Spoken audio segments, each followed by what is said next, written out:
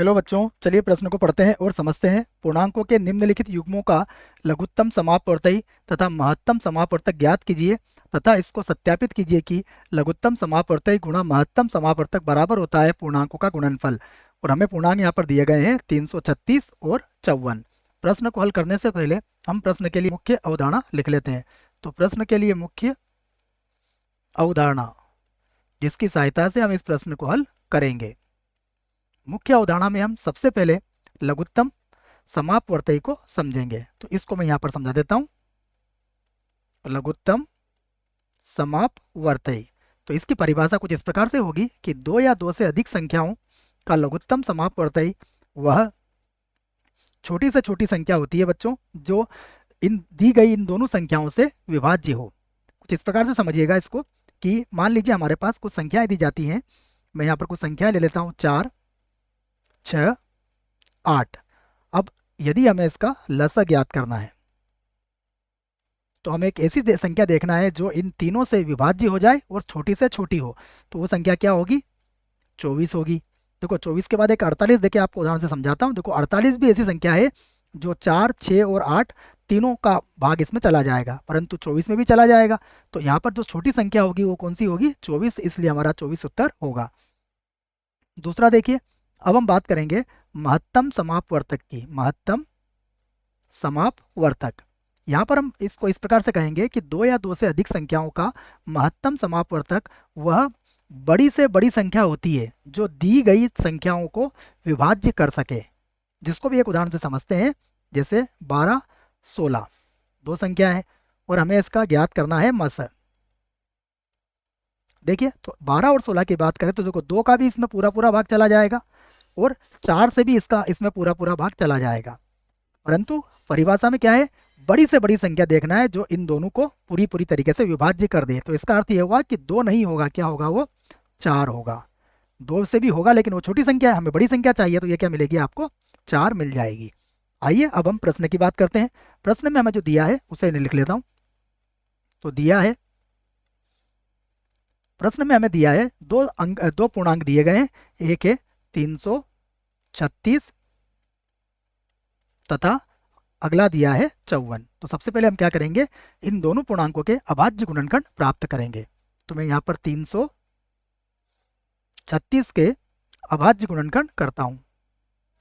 तो सबसे पहले इसको 2 से भाग लगाऊंगा, तो ये 1 बार, 6 बार और 8 बार। फिर 2 से भाग लगाएंगे तो ये 8 बार जाएगा और ये 4 बार चला जाएगा। पुनः 2 से भाग लगाएंगे तो ये 42 आ जाएगा। पुनः 2 से भाग लगाएंगे तो ये 21 आ जाएगा। अब 3 से भाग लगाना पड़ेगा तो ये 7 बार जाएगा और 7 से भाग लगाएंगे तो यहाँ 1 आ जाएगा। इसके बाद अब हम 54 के भी गुणनखंड कर लेते हैं। सबसे पहले 2 से भाग लगाऊंगा तो ये 27 बार, फिर 3 से भाग लगाया जाएगा तो 9 बार, पुनः 3 से भाग लगाएंगे तो 3 बार, फिर 3 से भाग लगाएंगे तो 1 बार। तो अब हम इनको जमा के लिख लेते हैं। सबसे पहले 336 लिखता हूं यहाँ पर। 336, देखिए क्या है इसके गुणनखंड? 2 कितनी बार आया? 4 बार। तो 2 की घातांक 4, उसके बाद गुणा 3 और गुणा 7। यहाँ पर है गुणा 3 और गुणा में है 7। उसके बाद देखिए अब क्या है हमारे पास? 54। तो यहाँ लिख दिया हमने 54 और इसके गुणनखंड करते हैं। देखो तो 54 के लिए क्या आ जाएगा? सबसे पहले 2 और 3 3 बार आ रहा है तो यहाँ पर आ जाएगा 2 और गुणा 3 की घातांक कितनी हो जाएगी? 3। तो सबसे पहले हम क्या करेंगे? इनका एलसीएम ज्ञात करेंगे। तो एलसीएम 336 कॉमा 54, इस प्रकार लिख सकते हैं इसको। यहाँ पर देखिए 2 और 2 की घातांक 4 है तो यहाँ पर कितना आ जाएगा? 2 की घातांक 4 गुणा 3 और 3 की घातांक 3 है तो 3 की घातांक 3 आ जाएगा। उसके बाद गुणा में कितना आ जाएगा? यहाँ पर आ जाएगा 7। इसे हल कर लेते हैं।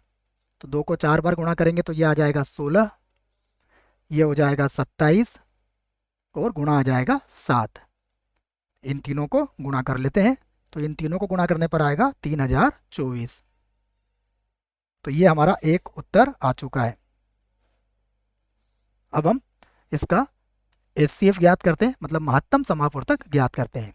तो यहाँ पर लिखूंगा मैं HCF किसका, 336 कॉमा 54 का।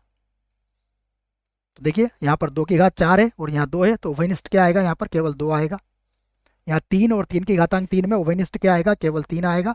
तो गुणा कर देंगे तो कितना आ जाएगा, 6। तो ये हमारे प्रश्न का अगला उत्तर आ चुका है बच्चों। तो 2 उत्तर हमने प्राप्त कर लिए हैं।